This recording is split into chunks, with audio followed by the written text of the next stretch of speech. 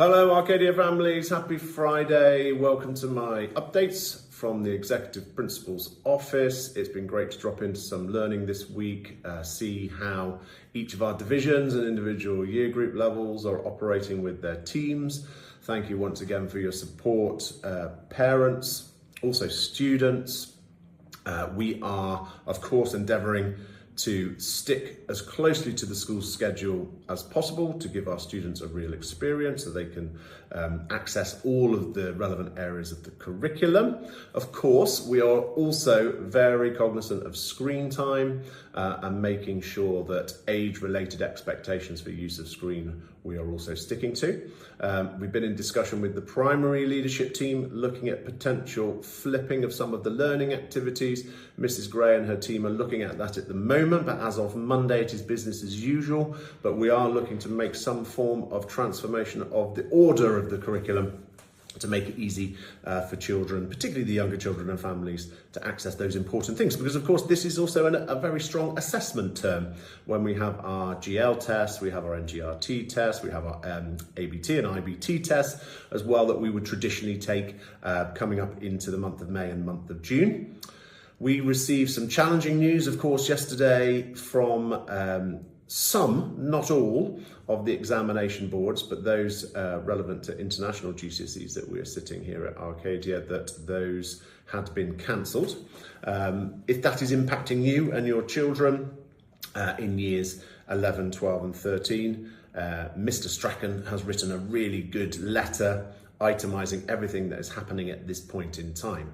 So for parents of children in those year groups, don't panic. We thought this might happen, so we've been making lots of preparations to support the students from those year groups in collecting evidence as we move to a set of grading systems which will be itemised by our examination boards. Yesterday we attended another head teachers meeting with Her Excellency Aisha Moran.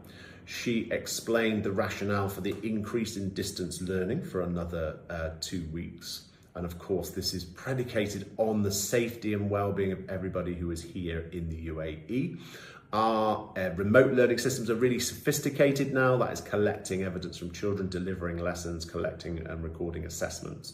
And so we're confident that in the short term, this is not going to impact too heavily on our children's academic development, hence why the decisions have been made. We also heard a little bit about current geopolitical activities in the region.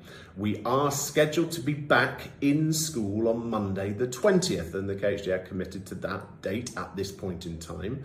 But of course, always there is a potential for this being earlier than that date, hence why we've got this sort of level of readiness as a school to come back face to face as soon as possible.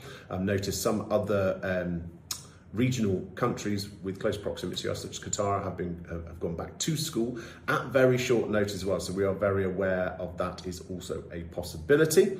More information regarding the exam groups will come to those relevant families as we get to that point in time.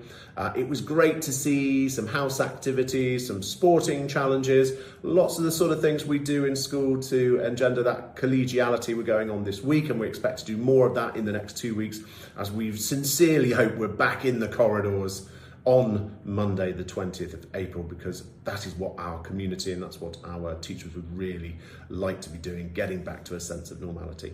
Okay, do enjoy your weekend ahead with your families. Stay connected to your teachers, your pastoral heads, your heads of year. Make sure you're fully up to date with the curriculum offering and what we're doing to try and support your children to make the experience as smooth as possible. Have a super weekend.